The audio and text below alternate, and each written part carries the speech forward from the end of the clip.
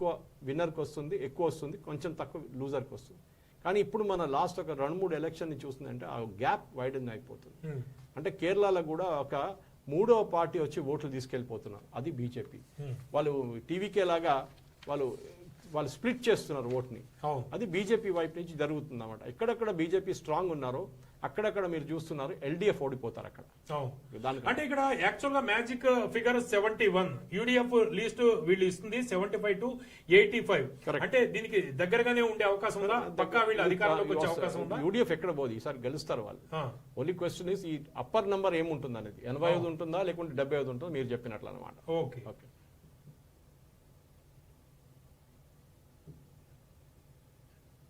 ఇక్కడ అస్సాం గురించి వద్దాం. మొత్తం అస్సాంలో మొత్తం 126 కాన్స్టిట్యున్సీస్, ఇందులో magic figure 64.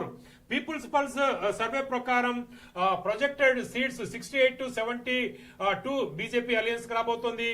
INC 22 to 26, AGP Assam Gana Parishad 7 to 10, BPF 8 to 9. Suresh గారు, ఇది అస్సాం గణ పరిషత్ ఇక్కడ ఉండాలి, వీళ్ళు చేయలేదు. ఒకప్పుడు వాళ్ళ అధికారంలో అంటే వాళ్ళు అలయన్స్ లో కూడా ఉండేవాళ్ళు. బీజేపీకి 82 దాకా కూడా వెళ్తుండే, 90 కూడా వెళ్తుండే. కానీ ఇప్పుడున్న ప్రకారం చూస్తే మీరు కాంగ్రెస్ కూడా అదే పరిస్థితిలో ఉన్నారు. కాంగ్రెస్ కి దీంట్లో తక్కువ చూపించారు, మనం ఆత్మసాక్షి గ్రూప్ కన్నా తక్కువ ఉంది కాంగ్రెస్ కి ఇక్కడ. కానీ బీజేపీ డెఫినెట్ గా అస్సాంలో గవర్నమెంట్ ఫామ్ చేస్తారు, దాంట్లో డౌట్ లేదు. నేను దీనికన్నా ముందు చెప్పినట్లయితే it is purely Himanta Biswa Sharma.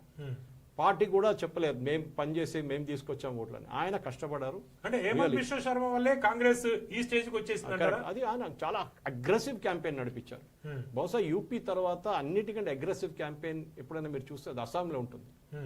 All out పోతారు.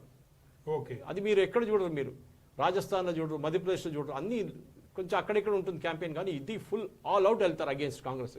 ఓకే, ఇప్పుడు ఒకసారి వీళ్ళ పోలింగ్ పర్సంటేజ్ కూడా మనం ఒకసారి చూద్దాం.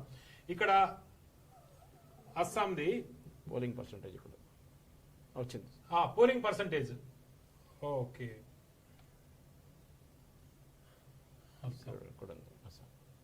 దీన్ని చూసుకోవచ్చు. ఓకే, 38% బీజేపీకి వస్తుంది, 36 జూన్ గ్యాప్ 2%. కానీ కాన్స్టిట్యున్సీ వైజ్ చూస్తే ఇది డిఫరెంట్. ఓకే, 2% ఉంది. కానీ కాన్స్టిట్యున్సీ వైజ్ చూస్తే ఇది డిఫరెంట్ ఉంటుంది. కొన్ని 2% లో అంత తేడా మనం ఏపీలో కూడా చూసాం గతం, అంతకు ముందు కేవలం 2% తోటే. కొన్ని కాన్స్టిట్యున్సీలో కాంగ్రెస్ లాంటి పార్టీలు 20,000, 30,000 మెజార్టీతో గెలుస్తారు. కొన్ని కాన్స్టిట్యున్సీలో 2,000 ఓట్లతో గెలుస్తారు. బీజేపీకి స్టాండర్డ్ గా ఒక 20,000 మెజారిటీ అన్ని కాన్స్టిట్యున్సీలో ఉంటుంది. సో వాళ్ళ ఓట్ పర్సెంటేజ్ స్టడీగా ఉంటుంది. ఓట్ బ్యాంక్ సెపరేట్, ఇది ఓట్ పర్సెంటేజ్ కూడా అట్లనే అయిపోతుంది. సో కాంగ్రెస్ కున్న ఇదే ప్రాబ్లం. ఓకే, వాళ్ళ కొన్ని కాన్స్టిట్యున్సీలో వాళ్ళు చాలా హెవీ మార్జిన్ తో గెలుస్తారు, ఎస్పెషల్లీ మైనారిటీ డామినేటెడ్ ఉన్న కాన్స్టిట్యున్సీలో. మిగతా కాన్స్టిట్యున్సీలో ఆఫ్ కోర్స్ వీళ్ళు తక్కువ ఓటుతో గెలుస్తారు. దానికోసం పర్సెంటేజ్ వైజ్ మీరు చూడకూడదు, మనం ఓవరాల్ సీట్ చూడాల్సి వస్తుంది. రైట్. ఓకే, ఇక తమిళనాడుకి